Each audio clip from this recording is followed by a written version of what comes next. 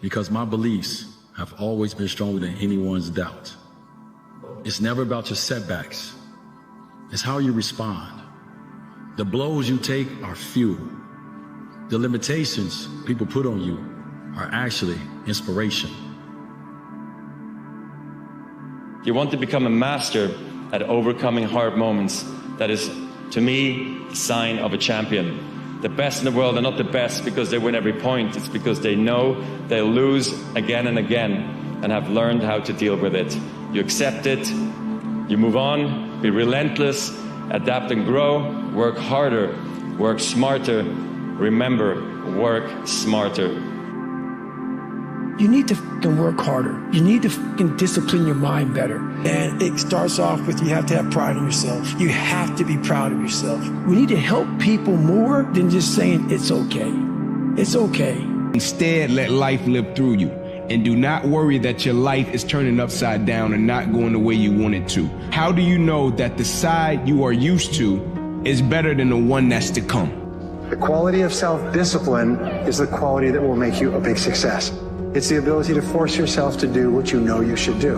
And here is the wonderful discovery. This persistence is self-discipline in action.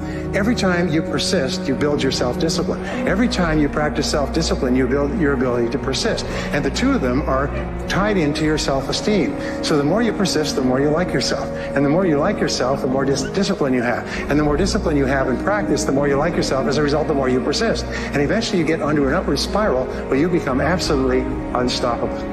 You reach the point where you know you can achieve the goal and nothing in the world can stop you. And every step that you take forward makes you stronger and stronger and stronger until finally people say, I know one thing about him, I know one thing about her. You cannot stop him or her. Once they decided they want something, they will not stop until they get it. You will not see the port, but you can trust that if you do the right actions, you'll eventually get there. And it's the same thing with life. You must understand that most of the time you won't see the fruit of your labor for an extended period of time, but then once you hit the 99%, you begin to see the port of destination, the port of arrival, and then you catch the second wind to maximize on the momentum. For 99% of the journey, where most of you guys are at right now, you will not see the port of destination, but you must trust it.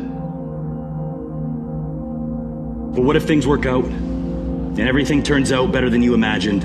What if things change? Life has a funny way of unfolding sometimes.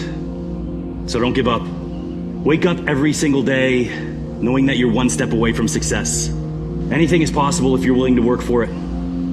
Just stick with it a little longer. What do you have to lose?